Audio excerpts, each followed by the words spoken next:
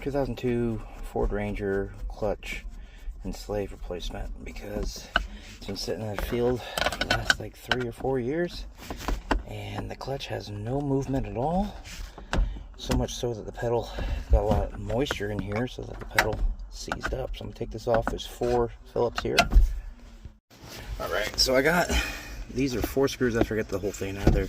Then you have this. So I take this off with a crescent, whatever you want to do. Screw it out like this. You take it on the other side, put this nut here, I'll suck it this way. Alright, you just tap. And it moves to the other side. And this splines out. Put it down there. This pops out. And this comes off. And then that's what we got left. So you can take this off because there's like a spring and stuff like that. I think I'm gonna try to leave it sealed, so I have to just bring it down a little bit further. But actually, I think I'm gonna take this off. Alright, so I'm gonna take this off just for a little bit more clearance, because you never know how much you need, and this little thing sticking out like a shark fin probably is not gonna do me any favors. So I'm gonna take that off, put that in a safe spot. This one, all 3 of them are T30s, so I'm gonna get these off. Batteries are already disconnected, so I don't have any sparks or anything like that coming from the starter. Once I get that off, this is a 2-wheel drive, so it should be pretty simple. I already had the drive line off to do a fuel pump, so now we're gonna tap just like that, and just like that.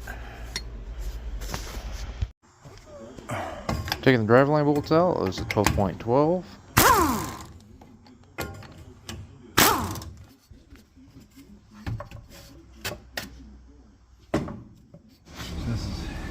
This has a lot of black widow spiders in it, so I'm gonna go ahead and baptize them with some brake clean. These are the 2 bolts that hold the mount onto the cross member for the transmission mount.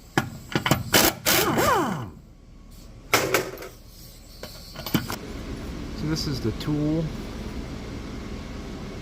That's the part number. So it just goes in. You pressure against this, and it goes down, and it pops right out.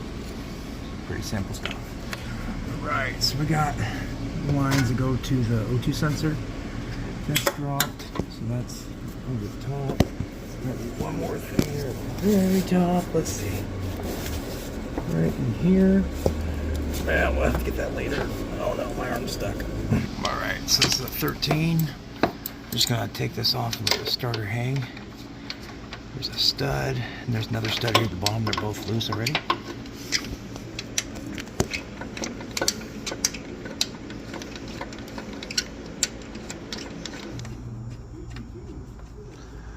it comes.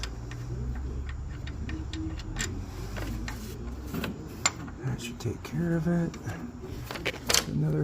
There's another one back here in the very back. So we got this here. We're gonna get this off. That should, yeah, now she's floppy. That's the last thing, keeping this thing from moving. Then I can get my cross member, support the transmission, let it down, get the last bolts, and this should come out. Now with my transmission supporter, I'm taking the cross member bolts out. There's 3 on each side.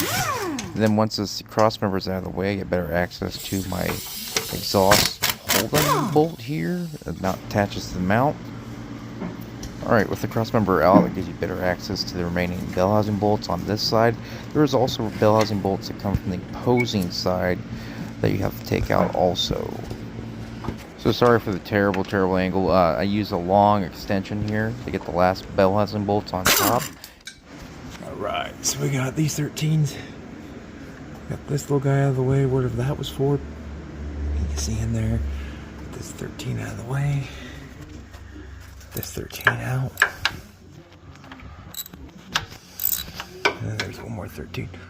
So now with the transmission out, you can see that in this picture here that the clutch is stuck in the depressed position.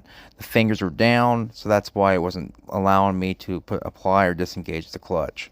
So This is just the last little clip that I have here, and you can see that the throttle bearing or the is super rusty, and then the clutch face here on the flywheel super rusty, so I just replaced everything. Next step, we're gonna take this off. This is all messed up. So 10 10 10.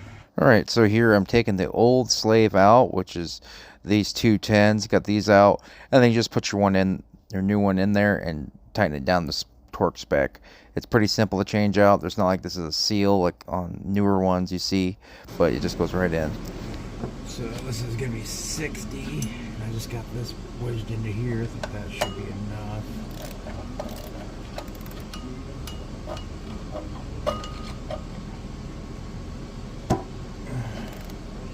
$60.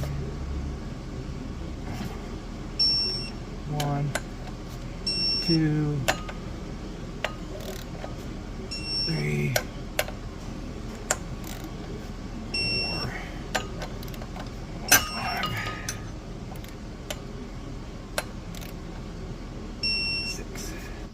Alright, so we're just gonna slowly run these down on each side. Make sure this is centered as much as possible, because that's what it's for. It's for centering.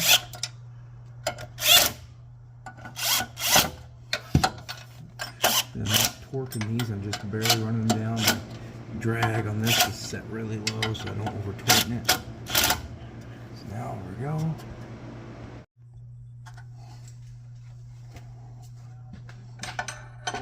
So I've already gotten tight, so I'm gonna go over and check everything. In the same motion that I did it. Get out of here.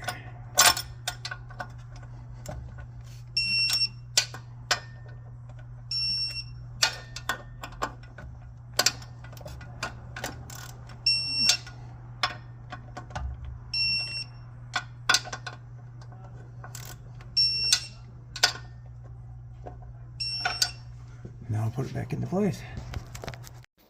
So I'm pointing out here, this clutch is a self-adjusting clutch, so that's what these things here, it helps change the depth of the clutch plate to adjust to how much material you have left. And here you can see inside, you can see that the slave cylinder is pressing the throttle bearing against the clutch. Adventures, so that's how you do the clutch on your 2002 Ford Ranger 2.3. If you have any questions, just give me a like, give me a subscribe, just comment down below there. Main thing to take away from this video is that I didn't talk about the way the clutch material goes in. In this one, it goes in the same way it came out, which it looks like a top hat, and the hat part towards you. And that's basically it. The only thing I didn't talk about. Main thing, you want to make sure that you have all the bolts when you pull the transmission, just because there is so many. There's like, I think there's like 12 the whole thing. They're all like 13. So I think that's it. So thanks for watching. Really appreciate it. And be sure to give me a like, subscribe, and check out all my other videos for more helpful tips and tricks. So thanks for watching. Fixer good. Fixer. Be your own.